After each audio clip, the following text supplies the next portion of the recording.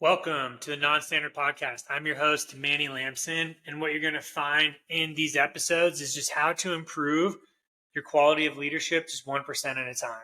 We don't cover very extreme things because you'll find out that leadership is about consistency, doing the basic things great, and understanding people at the utmost ability to help them get to where they need to go. So I always have a guest on my show, and these guests are going to provide you with some of the basics that they lead by, some of the examples throughout their life, their story, and then also we cover my leadership philosophy in there as well that has helped guide me in becoming a leader as well. So again, the intent here is just for you to learn, and I hope you do. And if you do, you know what to do. Just save, share, like, or follow, anything you got to do to continue this journey. I look forward to doing more and more of these episodes. And with that being said, let's get on with today's episode. Welcome back to another episode. On this one, I take a little bit twist than my normal guest. I go back, I say earlier into the career of some people, and I have a ROTC cadet on my show. So for those that aren't familiar, ROTC is the Reserves Officer Training Corps. It's a way for people that are in college to go through a class and then become an officer in a certain specific branch of ROTC they're in. So this cadet is in an Air Force ROTC detachment, and the cool thing about it, he's from the detachment that I went to DET 905, Washington State, University of Idaho. And so it's cool to talk just about Pullman, college life, Idaho, etc. And Isaac's story is a little different. So he didn't get selected his 200 years, so he had to fight to get selected again. And then you'll understand what that's about a little bit later. But the reason I like to have cadets on is it's cool to see where the future is going for the military. And so we talk a lot about what are his expectations for leadership, what is he hearing about the Air Force, how is he preparing, what motivates him, especially these younger kids that are about to join. So I hope you guys enjoy it. I look forward to every episode I do. And if you guys have any questions or feedback, just drop it in the comments or any way you can. What is up, everybody? Like I said in the intro, I got my man Isaac here, and it's just always great to just meet people that I've never met before. And I was thinking, Isaac, how did we connect? Do you remember? Yeah, so it's a pretty crazy story. I was talking about this with my girlfriend the other day, and it's just really weird how it happened. So I was scrolling through TikTok one day over the summer, and I see this guy talking about how he's on B1s, he flies on B1s. He says though he went to Washington State University where he commissioned, and I was like, okay, I go to that same detachment, but I'm a Vandal and I want to go rated as well. And I also lead like an aviation club that we love to just get pilots to interview and all the rated careers like CISOs, ABMs, RPAs. And I was like, okay, maybe I could just reach out to this guy. Like it's a little weird coming from TikTok. Like I'm just some stranger on the internet. And then Manny just responded to me and was like, just really cool. And I was like, this is awesome. So we met through TikTok, and then later on down the summer, I hit you up on Instagram, and then we just went from there. Okay, that's what I thought.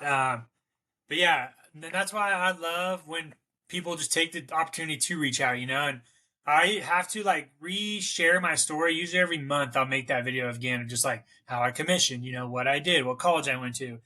Because just like with the flood of social media where it may be a good video a month ago, it's just good to recage it every now and then. And so, yeah, I appreciate Hmm. you reaching out. And, we were automatically drawn to each other going to DET 905. And so that's one really cool thing. I've only met less than 5 DET 905ers throughout my career that have come through DIAS. Wow. Very small pocket. Even from my Hmm. ROTC class, there's maybe like a quarter of us still in the military. So a lot of Dang. them gotten out. I still keep in touch with a few of them. A good buddy of mine's an A10 guy. We're pretty close. But yeah, man, it's dwindled down over the time. But I still follow them on Yeah. social media to see what they're doing. And but yeah, so it's cool every now and then to get that juices flowing. But just to Yeah, gauge for everybody's sure. expectation, yeah. So when I enlisted in 2006, I went to Fairchild as a SEER instructor. Did that till 2010. Got out, enrolled into ROTC at Washington State with the aspirations of becoming an officer and come back in active duty. I was married at the time, so my wife was looking to become a state patrol cop, and so that's why we stayed in Washington. WSU was easier to get into than UW, and then I also wanted to walk onto their football program, and so I didn't want to go to UW because they were pretty good at the time. WSU wasn't that good, and so I was like, I probably have a better shot here, and it's cheaper, so I used my GI Bill. Ended up joining the reserves at McCord, because that's where my wife was stationed at. So I was a reservist, while doing ROTC, played 2.5 years of football, did rugby, worked at the Coug. So if you go to the Coug, say what's up to the guys there. Bob, if he's still the manager, tell him Manny says hi. He was a great man. I think he's still the owner there and the worker there, but I'll go I had check. a great time working at the Coug. And then so it's always fun just to reminisce on those times. We're actually going to go to our Hmm. first Coug game this weekend. They play at North Oh, sick. Texas. So I finally get to bring my kids to their first Washington State Coug game. It's not Nice. at That'll be awesome. WSU, but it'll get their foot in the Yeah. door, you know. Yep. Yep. But we're looking forward to that next trip to come back up north. So Sweet. Yeah. Let me know. Like, I'll get you into a Vandal game to a good team. that's true. That's true. But yeah, so without further ado, let's get into the show. For those listening and those that haven't, we always start with the three H's: hometown, heroes, and hardships. And I got this on my first episode with Columba, the Army recruiter, because when he was applying for a job, our base commander, Colonel Spanier, that's what he asked him. And I was like, oh, that's a pretty interesting way to start an interview. Different. You get to know somebody and it loosens the conversation a little bit. So hometowns, couple heroes, and then a hardship that you got for everybody out there. Okay. Shoot, let's get into it. So my hometown is I was born in Nags Head, North Carolina, which is right on the coast of the Outer Banks. I grew up a little bit in Kill Devil Hills, which is a little bit more north than that. Um, Moved out to Hawaii because my family just liked the ocean, for like 3 years. And then I moved to Idaho because my dad thought he'd kill himself surfing because he was just getting old. But I've been out in Idaho ever since for about 11 years now.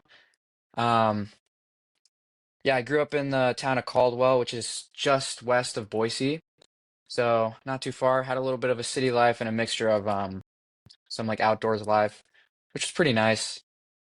Um, and then yeah, I came up to U of I.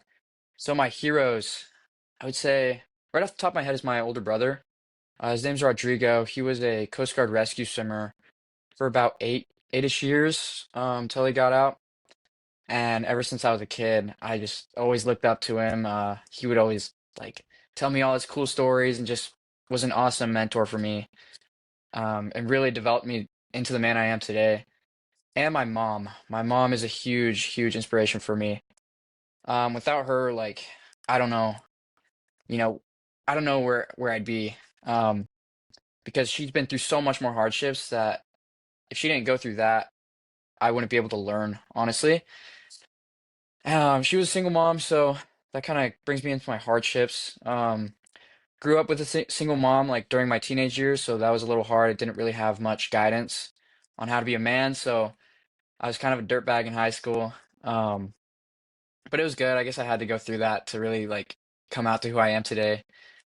Um, yeah, and then in ROTC, um, I didn't get selected for field training, which is like our culminating event to progress as an officer. And before that, my freshman year, I had a 1.9 GPA, which yeah, wasn't very good at all. Did you show up to Um, school? yeah, barely. Um, yeah, I had a 1.9 GPA. My commander told me, "Hey, I'll waive it, but you need to show that you're gonna bring it up." And so I brought it back up, which took a lot of work. Oh my gosh. I failed the AFOQT twice, and you can only take it 3 times in your life, I think. Yep. Yeah, I had to take it with a waiver that third time. And then I didn't get selected for field training, which really sucked. So I had to do my whole ASP 100 year all over again and compete with like the nation that next time. But ended up getting through it. So yeah, those were my hardships. And right now, my cats, they're just kind of annoying. So trying to figure that out. And that's a lot during those years. Um, Yeah. yeah, that is especially to we had like all the reasons to like not continue, right? Like it was Hmm. sort of like life was like, hey dude, like it's almost like it didn't want you to keep going on, but you're like, man, I have this goal. I have this vision. So like what motivated you to continue to pursue ROTC? You know, you talked about your brother being the Coast Guard, so there was that military side of it. But what kept you instead of just being like, hey man, maybe I just graduate from college, you know, and just call, you know, like, or maybe I do something else. Hmm. What kept you going? Um, I don't know. I had this passion of being a pilot since I was extremely, extremely young, like 4 or 5 years old, just watching a documentary of World War II pilots like going into the Battle of Britain or just like Europe, and that's always been a huge just like motivator for me. But I honestly want to help kids that who have been in my situation in the past, and that's just been like a huge motivating factor is to like, yeah, one day mentor kids that, didn't have the best childhood growing up and, they don't think they can do it. They don't think they can do big things and like leading people in the military. And like my faith really helped me through it a lot. Like a lot of days I was just like, I don't know if I could do this, but and I'm not really the best at anything. Like I'm not the most physically fit. Like I'm 5'5", 120. Like I'm a pretty tiny guy. But I've learned and taught myself that I don't need to be the best at everything, but I just need to be the best at not giving up. That's good, man. I like that. Yeah, that's how I sort of made it through my SEER training. Hmm. When I went through SEER training, and obviously I was right for high school, so probably similar age timeline than you. I was a little bigger, but I was still the smallest in my SEER class and youngest. And so for me, it was almost like that same mindset. I wasn't the best in my class. I was like the gray man. I never really got in trouble. I didn't win any awards, but all I told myself was like, just don't quit. Like that's all. Hmm. I didn't know what I was getting into. And in that pipeline, man, they're trying to get you to quit every day. Like you literally wake up and the clock is like, who wants to quit today? We have breakfast. We have all this stuff. Just come over here. And I was like, man, but all I said is like, don't quit. And that's really like a Hmm. good mindset to have just through anything. And so best at not quitting. That's good. How long was your SEER training? So SEER Tech School is 6 months. So I was guaranteed before I enlisted. So I took the pass test before I went to basic, and I had to wait a few months until a slot opened. My recruiter called me one day and was like, "Hey, some kid broke his leg. We have a slot for you to go to SEER." I was like, "Oh, cool." So I did that. Went through basic. Went straight over to the Medina side, where it's like a mini like tech school. They called it SST. When I went through like an NDoc, that was about 2 weeks. Then I went to Fairchild for a 6 month pipeline, where you learn all about the biomes of survival, winter, tropics, all through the area of Washington, which is really cool. I got to really experience a lot of that. I'd never left California a lot, so that was all new to me. And then you graduate, then you go into your flight, and you sort of do what we call mission qualification training, become a teacher. So you have like another 6 months of teaching the classes to the students to become a certified survival instructor. So it's about a year long total. Dang. Yeah. Okay, and you were just like in your early teens, early 20s doing this? Yep. About Dang. 18 to 22. Yeah, first 4 years. Wow. Okay. Yep. Nice. Just all vector, just going straight forward, learning as I went. Yeah. Um, it was cool, man. I loved it. It was a great job. Still probably one of the best jobs out there. Got to meet Hmm. some great people, and when we talk about meeting great people, it's also where I met Dan Mac, your boy over Hmm. there. So he was a SEER guy. We worked together when we were there. He commissioned a little bit after me, and we met throughout our career. And when he was looking at jobs to do, he mentioned Washington State to me, and I was like, "Dude, go take it, man! Like, it's a Oh wow. phenomenal area. You'll love it." And so I told him he should go do that job over there. And so when Hmm. he reached out to me, I was like, "Man, it's a pretty small world, man. I know That's crazy. Dan that's Wow. up there right now. You." Hmm. So yeah, after this week, if you see him, I'll probably send him a text, tell him I say hi. But he's a prior enlisted guy too, so it's really cool to Yeah. see us prior enlisted guys out there. And he probably had the same aspirations I did, just to go out there and become a leader. We both went the aviation Hmm. route, which for those listening in the aviation career, you don't lead as much early in your career. You're very much focused on being the best in your jet, which is what we're paid to do. And then you get the opportunity a little bit later, unlike other jobs in the military, where you're straight into those leadership jobs like a finance officer or a maintenance officer. Me and Dan took the aviation route, and we've learned throughout our career there's opportunities to lead as an aviator, but you really have to step outside your comfort zone, sort of step away from flying if you have to become that leader and better person. And we've both been able to do some pretty cool things. Yeah. That's really awesome. So when did you commission? It was 2014? Yep. Yeah, Okay. 2014. Yeah. And then I went to Okay. CISO school 15, got to DICE 2016, and I've been here ever since. So Okay. And what made you want to commission?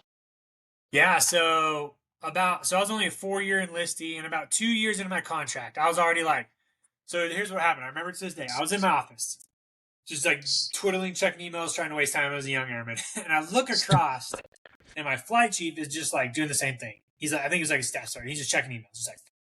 But he doesn't look as happy as I am. Because I get to go to the woods and teach. He's just over there like dealing with knuckleheads. And I look and I go, man, is that where I'm going to be like in 3 or 4 years, just like that? And he's like, yeah, that's like the progression. You work as khaki boss and you go to flight chief and you're not teaching as much. You're doing more of this. And I was like, man, I don't know. You know, I'm still young. I want to do other things. I still wanted to go to college, play football. My brother at that time just went to Linfield to play football where he played for 4 years. So I saw him doing that. And I was like, man, there's just something else there. There was the college I needed to do. I still knew I was an athlete, so I wanted to go do something. And so I met my wife, and she did a year at Washington State. Had a good time. I decided to get out and go to the reserves, but she told me about ROTC.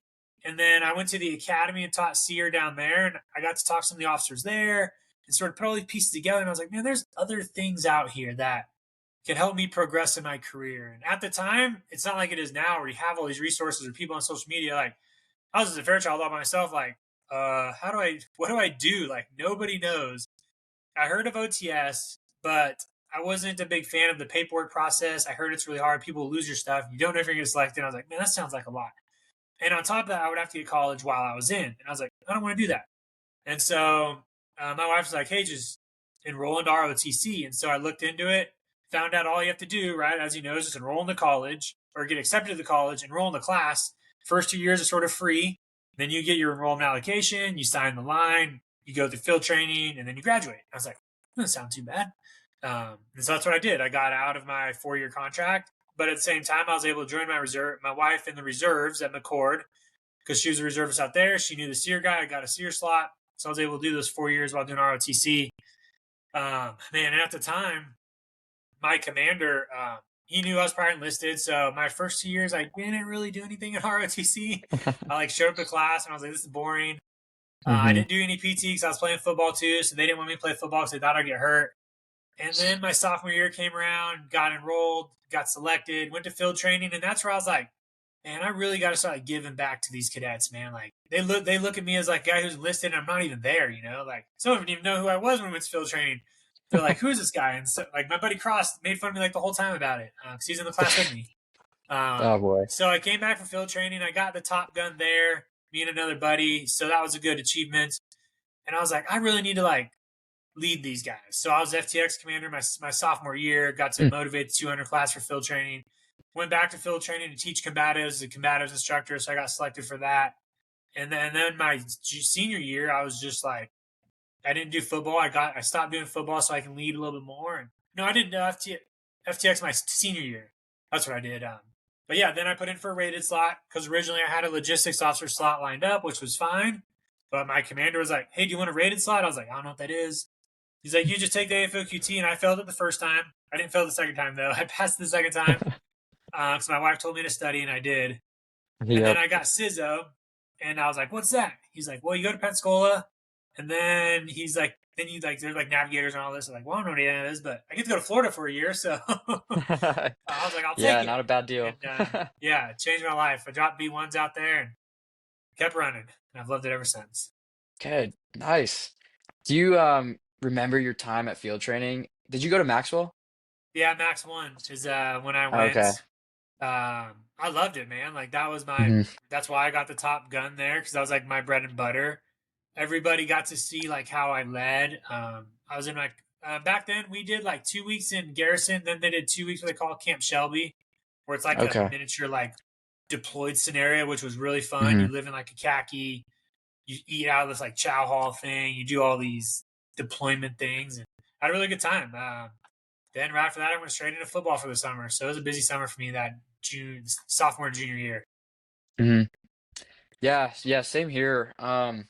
I got selected to go to this opportunity called SWAC, the Special Warfare Orientation course at the Yep, Academy. yep. There were a lot of TACPO And guys I went through selection with that were in ROTC and went through SWAC. So oh, nice. Yeah, it's a really great program. But it was a super busy summer. Like I went to go see family in North Carolina for 2 weeks, and then I came back to Idaho for a day, left for SWAC for 2 weeks, came back to Idaho for a day, and then left for field training for 3 weeks. Came back, Man, had to work, and then go right back up to school. So it was a busy summer, but we did it. that's cool.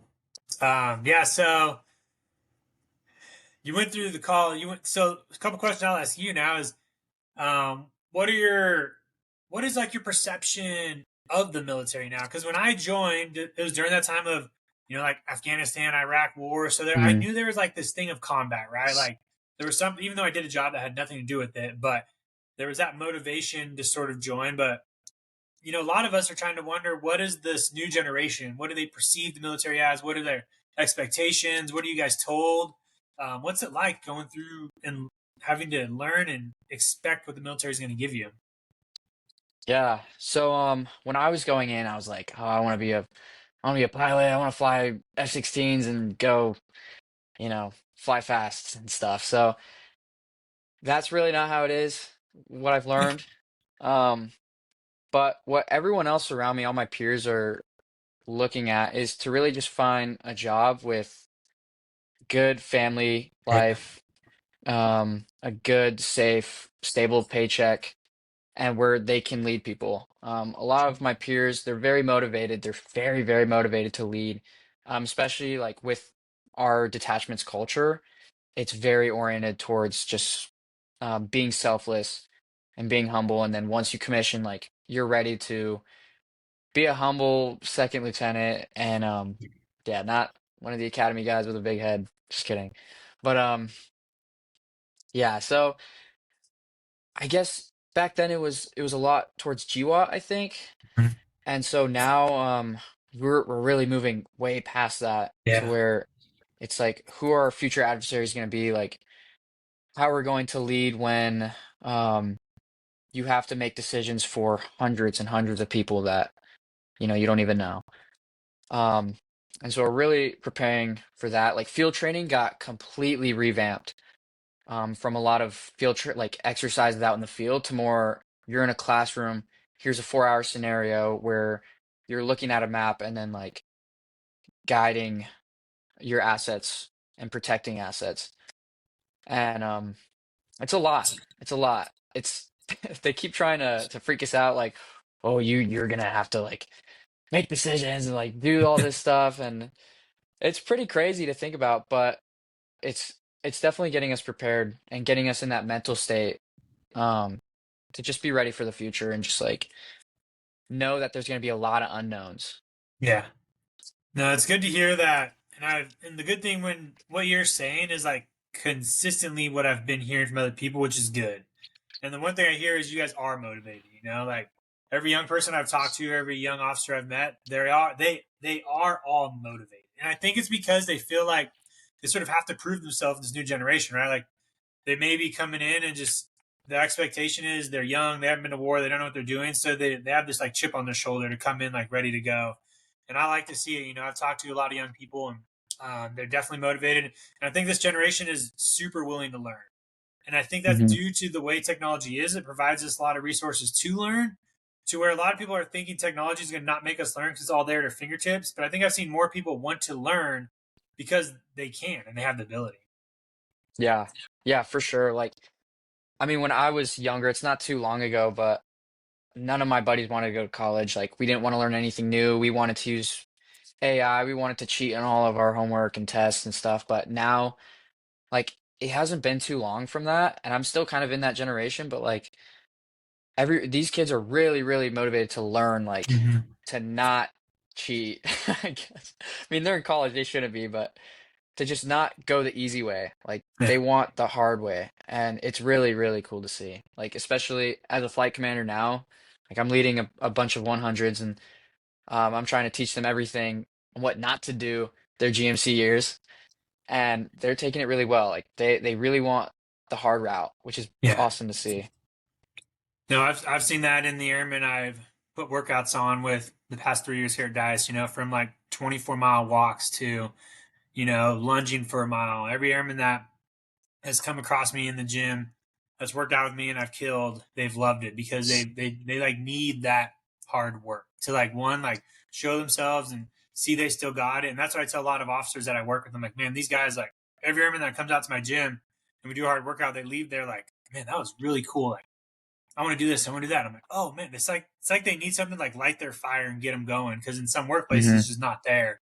And so the easiest way for me to show hard work is just have a hard workout. Yeah. Because we all suffer together, we grind together, and then we learn and we get to know each other, and then you just continue to move from there. But Hmm. another question I have for you, and we already discussed it before, but just so everybody else can learn from it. You asked me, hey, how do I deal with younger people? And I think the question was more along the lines of like standards and following the rules and stuff like that. Yeah. Do you remember what I said? Yeah, you said definitely show them by example. Um, and what else? Oh my gosh, I wrote this down, so I'm like, Yeah. No, it was and while you're looking, I'll let everybody know. So he asked me, hey, I have 100s, and I think the question was more along the line, like, they just keep messing up. They're not doing some of the basic things right, like marching and stuff like that. How do I get them to like lock it in, right? Or just like not mess up? And one of the hmm big things I said, you already mentioned, is one, they do what they see, right? So they probably see some cadets around there taking it easy. I was there in ROTC. I know what it's like. You don't want to march everywhere. And so there's probably that. And then, do you have the rest of your notes? Yes. Let me pull them up on my phone. Put you on the spot. Yeah, and that's the big one I tell a lot of people is first, if because you have to be doing it right to fix anybody. Like, and Hmm. that'll go into my number one philosophy here in a little bit, but they're going to do exactly what they see. And if it's Yeah. not exactly, they're going to take the smallest like laziness of somebody and times it by 1,000. Yeah. Yeah. A big thing we've been trying to do is like ramp it up for the 100s. We just started this indoc forum where we're getting out the people that really don't want to be there, that their parents, made them do it or anything like that. And so we're keeping the cadets that really want to be there. And so far it's been working out really well. Um, it logged me out of my notes for some reason, but yeah, you hit it. And I definitely need to get out of my comfort zone. Like a lot of the times I try to be a nice guy. Like my personality is very nice. Like I can't, it's hard for me to build that wall. Mhm. Like with the 100s, and especially like when we're locked on, like when we're locked off, it's okay. Like when we're not in the ROTC Yeah. like frame. But yeah, that's something I'm trying to build because I've been very lax and lenient when it comes to my standards, and that's something I just really have to work on. Like these are the standards, and making like the standards my morals Yeah. so that they don't get crossed and that I can upkeep them like myself. Yeah, that's huge. And ROTC is tough, right? Because you do have that Hmm. on and off switch of ROTC where you're a student, right? For 99% of the time, where you're either hanging out with them in a fraternity or at a game. But then, like, there's that 1% where you're like their senior, you're higher ranking them in ROTC, and they have to understand like that role. And so that's definitely probably a hard thing to do. But sometimes it's having those honest conversations with those cadets in the 102, and you're like, hey guys, here's what's going to happen. We're going to get to know each other pretty well. We'll probably go party, do things. But when we're here, like, around this building, like there's like a zone, right? You cross this line. This is where the military starts. This is where seniority starts. This is where respect starts and all this. And as long as you follow those guides pretty well and they don't cross or blur, we'll have a good time. And you can tell Hmm. them like, hey, there may be times I may have to enforce standards on you and be portrayed as the bad guy, but that's just how leadership is. That's how the military is. And then let them know like, hey, once we're outside of that, then it's all fair game. Like we can do whatever we got to do. That's definitely one of the Okay. areas that you just got to like really focus on within ROTC because it's just a lot different than the academy where they're in the military 24/7. ROTC is still a college student most of the time. Yeah. Like I've started my initial counselings with them. Okay, So nice. it's like the one-on-one counselings Yeah, where we talk about how they're doing, and we're going on week 3. So I've tried to tell them straight up, like, hey, when I give you feedback, I'm not gonna be kind, but I'm gonna be nice because I want to yeah, see you grow. And that's so good. if it sounds like it's being mean, it's not. I want to see you go to field training. I want to see you get that pilot slot one day. And so I care about your development, and I want to see you be best Yeah, foxtrot fighter. So yeah, I'm trying to learn about how to enforce those standards, and and actually like speak it because Yeah. I can think of it, but speaking it and actually saying it, it's a little hard for me. So trying to work on that. Yeah, and then speaking of standards, we'll just jump straight into this. The way I enforce my standards now, I didn't do it before because I didn't have them, but I've come up with this philosophy to help me sort of guide my way of life, right? And Hmm. everything I do now is based off these four, core values or philosophies, and they're in order. With the first one being the pyramid of it, it's lead by example in all you do. To be selfless, you have to be selfish. Build relationships based off trust and care, and then challenge the road in front of you by getting comfortable being uncomfortable. So that's how I prioritize my life, everything I do, when I talk to people, opportunities I take. It all falls within those. And like you're saying, once you establish that, everything you do is like checked by those four things for me. So like if an opportunity comes up in my Hmm. life, or I don't know, a decision has to be made, or something has to be done, I can look at those four and be like, do these fall in line here? And if no, then I don't do it. Or if it's no, like how do I get it to align with those? Um, Hmm. so out of those four, which one sort of popped out the most to you? Um, Definitely to be selfless, you have to be selfish. That's something I want to understand more because for me, like just hearing that, it's like, dang, but it makes a ton of sense. So yeah, please talk more on that. Yeah, it's a good one because it usually always catches people off guard, especially in the military where we talk about what is it? Not excellence in all we do, but what's the other one? Not integrity first, service Service before before self, right? self. People think Yeah. of that. They go, wait, but you're Hmm. telling me the opposite of service before self. But the reason it's so important, and this ties directly with what First Form talks about, is to help others. I need to be the best version of myself, or I'm not going to be help them to the best capability I can. It's like Hmm. going into solving a problem, but I'm already 20% behind because I'm not the best version of myself. And so Okay. to do that, to be there for my kids or your 100s, or maybe you're airman and you become an officer, you have to be the best version because they won't listen to you if they know you're not. Because trust me, they will be able to see if you're not the best version of yourself through your actions, through your words, through how you carry yourself. Um, is it hard? Yes, because it takes time. But what I've seen in my like 4-year transformation is the time I put into myself ahead is now paying dividends a lot now because I can help Hmm. a lot more people with the place I'm in, physically, mentally, spiritually, habit wise, etc. Like if I were to continue to live this life I was living before, I want to be able to help as much people now. So it's like compounding, right? Hmm. The better I take care of myself now every day adds up over time with how many more people I can help later. And Okay. so it's very direct statement. That's why I love it because a lot of people don't hear it enough. Especially if you're religion, right? Or religious, you think of, like being selfless to help other people because that's what, Jesus would do, or that's what we would call to do, which is great. But I still have to be able to take care of myself to help others. Hmm. Um, and so that's how I use it so directly. And to be the Okay. best version of myself, I have to lead by example in all I do. So they sort of all funnel into each other. Hmm. Leading by Okay. example is the only way I'll be able to show people the right way because I can't tell them. Hmm. But it also is going to keep me the best version of myself. Okay. So like if you weren't the best version of yourself, or if you were like you didn't get good sleep the night before, Yep. you're not working out, you're not able to lead your men, like that could Yep. possibly, be detrimental for them because you're not in the best state for yourself. Yeah, because I can't give them the best. I can't give them Hmm. my 100% effort to help them solve a problem or make good Hmm. decisions, right?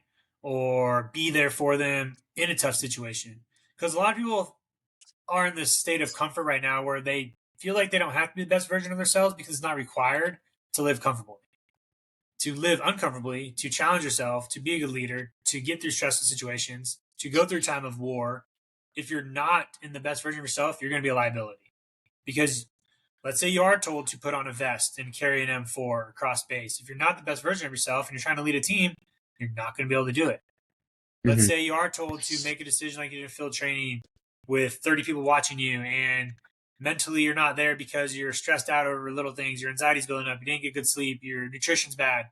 Now all that compounds into how fast you make that decision, or if you make the right decision, because then you're going to collapse, and then if the decision is going to affect more people. And Hmm. so to to give the most to people, I have to be the best I can be. Okay. Especially when you think of it as Gotcha. a team perspective. If I'm on a team and I'm not the best version of myself, how am I helping the team? I'm not. Mm-hmm. If my team is asking me to carry a brick or I don't know, carry something this amount of distance because my leader told me to, and I've been working out, but now I'm just liability. Now somebody else has to carry my weight. Probably what you saw in SWAC, like they probably put a lot of stress on you guys. They probably push you guys physically and mentally.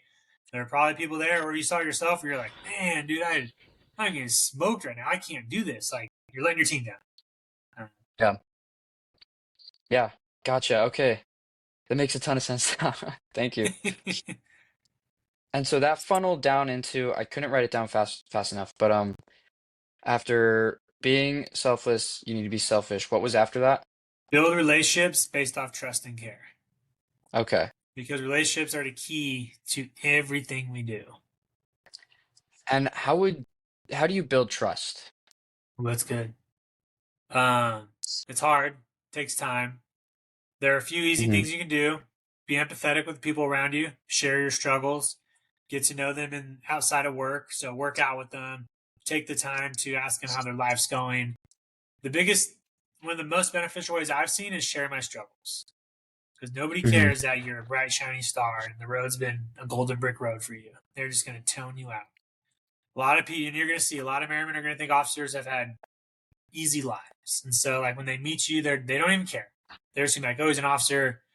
He went to college, blah, blah, blah, blah. But as soon as you can open up by yourself and be empathetic and share your struggles and share your hardships, they're going to be like, dang, I didn't grow up. I had a single parent. Okay. Or, hey, like, I didn't do good in college or high school, but he's here.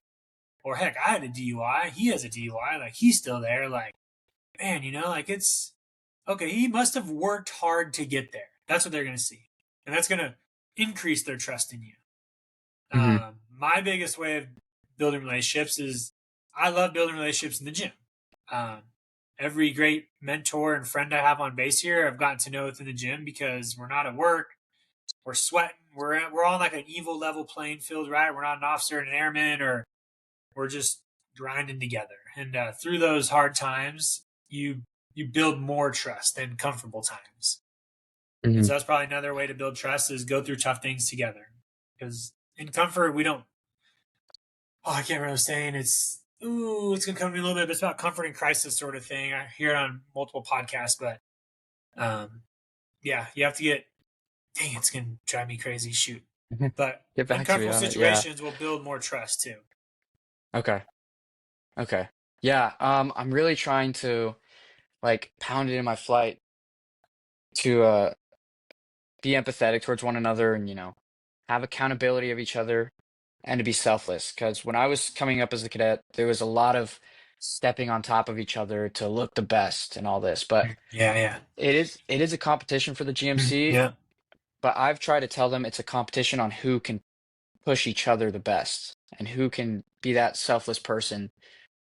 And I do need to teach them that in order to be selfless, they do need to be selfish. Because I don't want that's true. I don't want to preach like, okay, just give it your all the time, like stay up late, answer questions. But yeah, they do to do it in a healthy way. So I'll incorporate that. That's really good. But yeah, Yeah, that's what I'm trying to teach them is all that. one thing I have on tip of my tongue that you said is competition breeds excellence. Hmm. So if everybody is at their best level, being the best version of themselves, everybody is going to improve. That's what people don't Hmm. realize sometimes. Like competition is required for greatness. And you see it a lot nowadays. It's like, oh, we're all friends. Who y'all? Like, we don't need to compete. We're all going to get great. No, you're going to sink to the lowest level of that common denominator if you're all who y'all, I don't know, kissing roses around you because you're not improving. Competition is going to breed excellence. And so, like, you can still preach to those guys, like, be the best version of yourselves, compete, compete, compete. Because everybody else is going to have to rise that level, right? And soon you guys are Hmm. going to have a hard time picking who's the best because they're all great. It's better to do that than pick from a bunch of people who aren't great. And then you're like, oh, Hmm. like I'm stuck with picking C's out of C's. Now I have to pick A's out of A's. And that's what you could try to instill as you tell them, hey, we need you to be good yourself, and here's why. Here's why I Hmm. need you to be good because you're gonna motivate Johnny over here watching you to be better, and Johnny's gonna motivate Sally as soon as you guys know it, you're all going to be motivating each other, and then they're going to motivate you guys. Because maybe the Hmm. 200s or 300s see these guys at PT all running together, and they're ahead of them, and it's like, shoot, now they got to catch up. And it's just like this compounding effect. Okay. Gotcha. Yeah, I want my flight to be the best flight, that's for Yeah. sure. They No, gotta beat everyone else.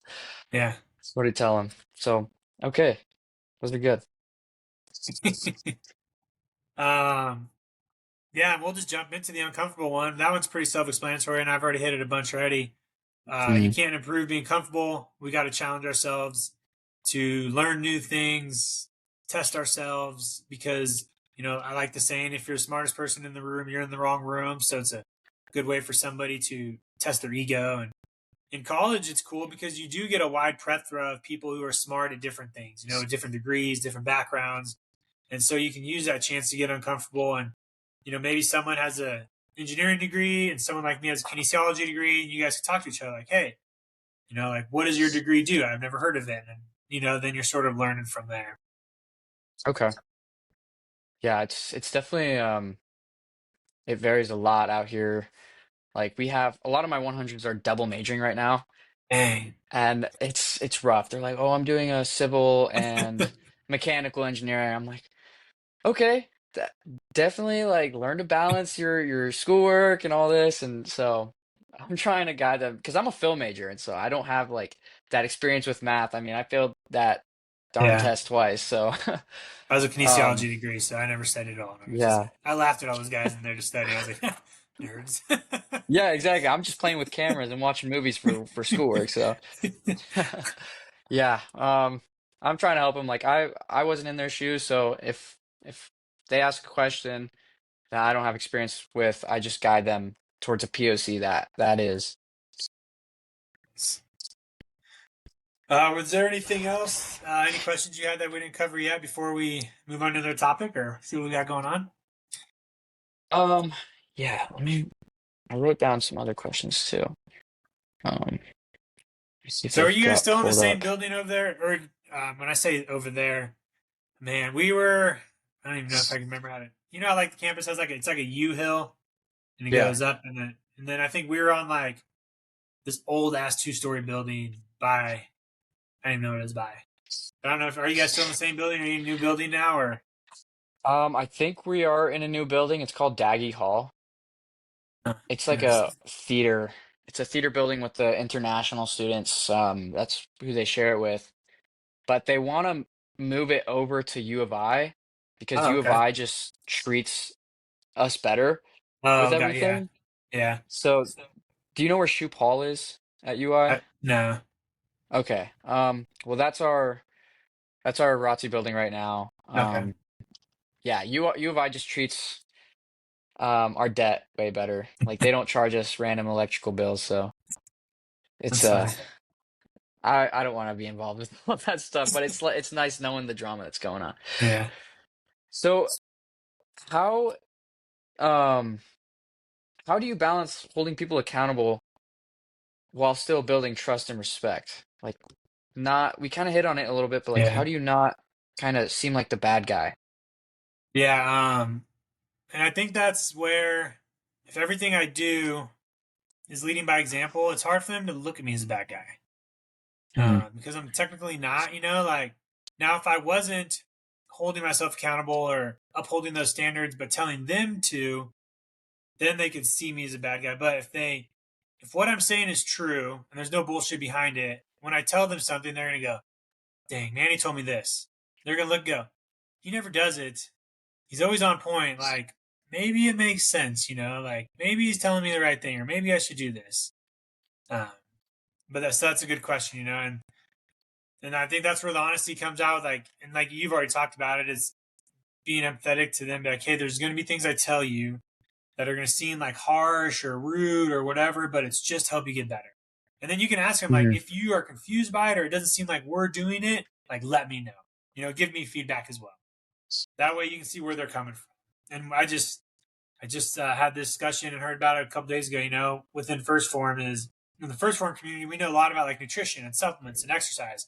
So a lot of my social media is like very advanced in that. And so my coaches were like, "Man, you guys need to like understand the people watching your clips don't know anything about like macros or how much is in a ounce of turkey. You need to still make your videos as if you were in their position learning about nutrition or learning about the first time having a meal prep. And it's like, man, that's good. I need to remember that because the content I'm making isn't supposed to be for people like me. It's supposed to be for somebody that's looking to start their journey. And if they see my page, they're like, oh, that's a lot. But if they see my page, that's like, oh, I need help with that. Like he covered this exactly. So it's right along those lines of being able to break it down and understanding where they're coming from as well. Okay, for sure. Another one, and then I have one that's like kind of good to end it off, I Okay. guess, or like as we're getting towards the end. So right now, looking back, what habits or mindsets helped you grow the most as a leader and an officer? Yeah. So this started about 4 years ago when I started doing 75 hard and changing my life. The biggest habit and mindset shift I have is reading. After Hmm. college, obviously you don't want to read. I didn't read 6 years after college, and I did 75 hard. And one of the tasks is to read 10 pages a day every day from a personal development book. And that's what flipped my switch because I read Can't Hurt Me. I read Tim Grover's books. I read Atomic Habits. I read all these books, and I was like, dude, these guys are crushing it. Like, what are they doing? And the more I read all these books, the more consistently I read, they were doing just the simple things every day, routinely. The small things add up over time. They are, waking up with no snooze. They're drinking their water. They're exercising. They're everything is the same. A lot of people talk about being excellent is boring. It really is. Like hitting that high level of, you know, that that level is very boring. And that's what habits and routine are. Like, so, I had this discussion as well. Like someone was like, dude, how do you stay motivated? I'm like, dude, I'm not motivated most of the time. I'm so disciplined in my routine. I don't care about motivation anymore. Like I'm not motivated to go on a 5 mile run or something like that. I'm just so disciplined in doing it. I know the benefits of it every time because I've done it every day for freaking like 2,000 days. I've just built that habit, but it all started with, I think reading is really what started it because it showed Okay. me that I don't know it all or I'm not the best version of myself. And there's other people out there that are 1,000 times busier than me or, 100 pounds heavier than me and still doing it. I'm like, man, yeah. Hmm. Okay. Sweet. Thank you. I got one more. Because when I look for podcasts, it's hard to find things that relate to my ROTC career unless I'm learning Yeah. like something from a colonel on how they lead like a Mhm. whole wing or something like that. So for you, if you could give one piece of advice to yourself as a cadet, what would it be?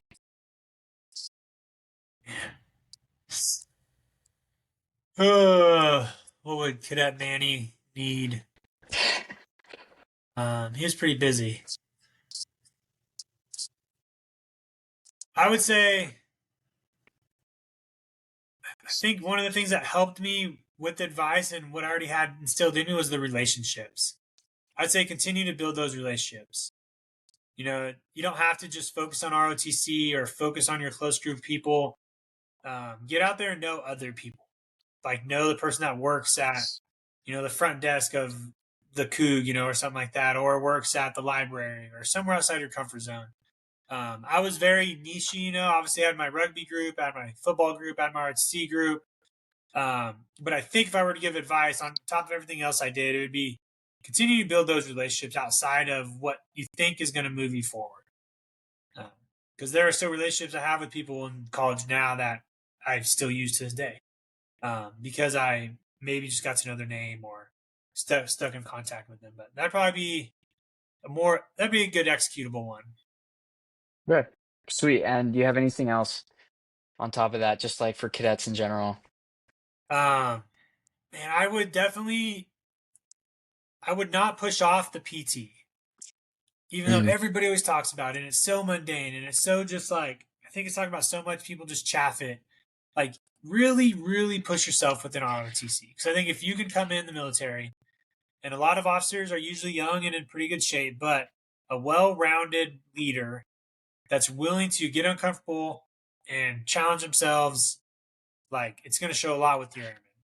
Uh, hmm so Start that now. Like, don't just do the normal, mile and a half or 2 mile runs or whatever. Like, challenge yourself.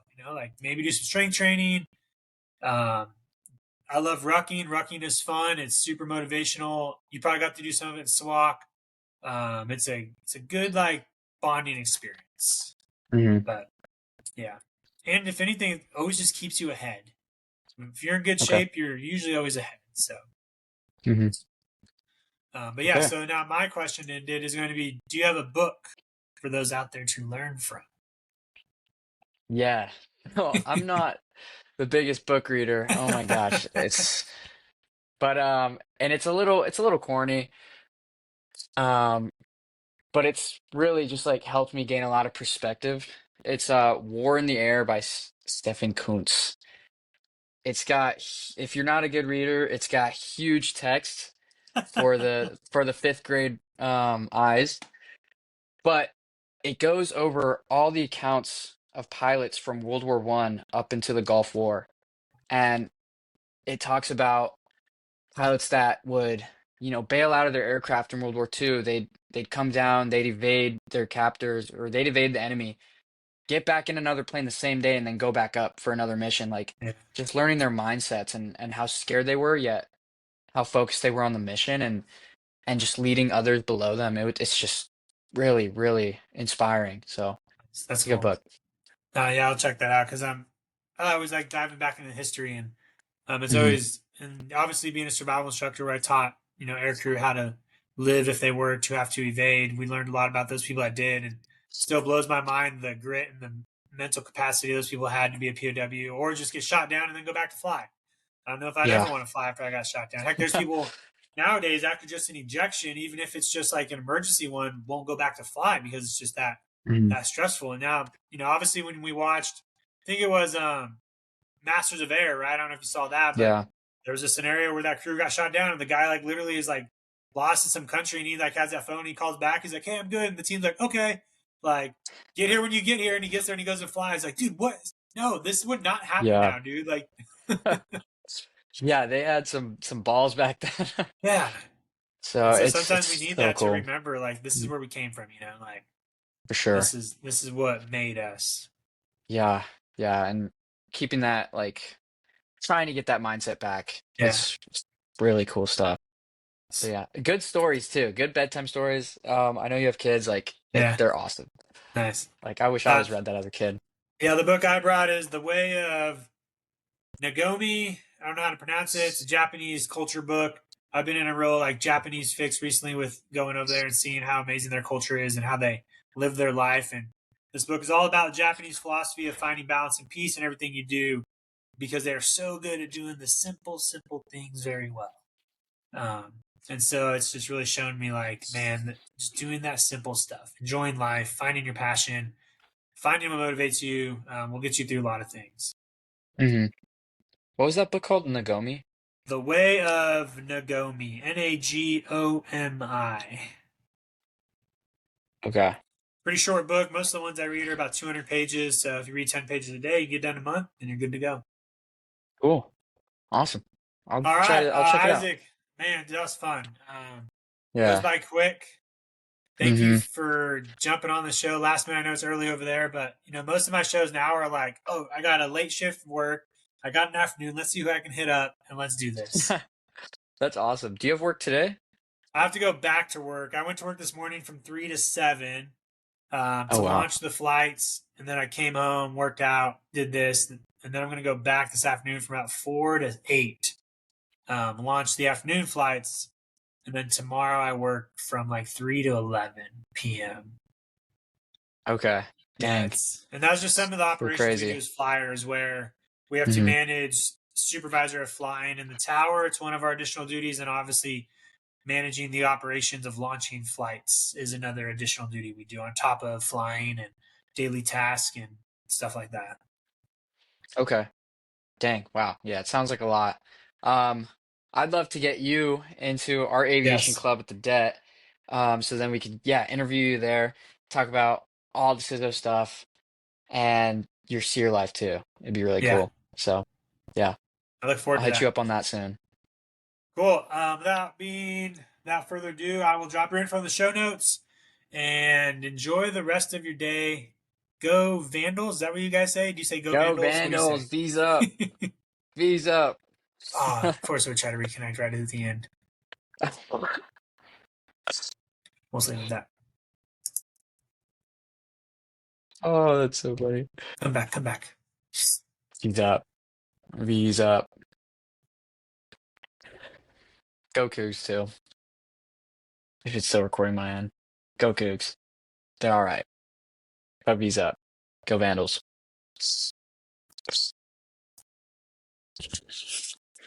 Oh, We're back. yeah, don't worry.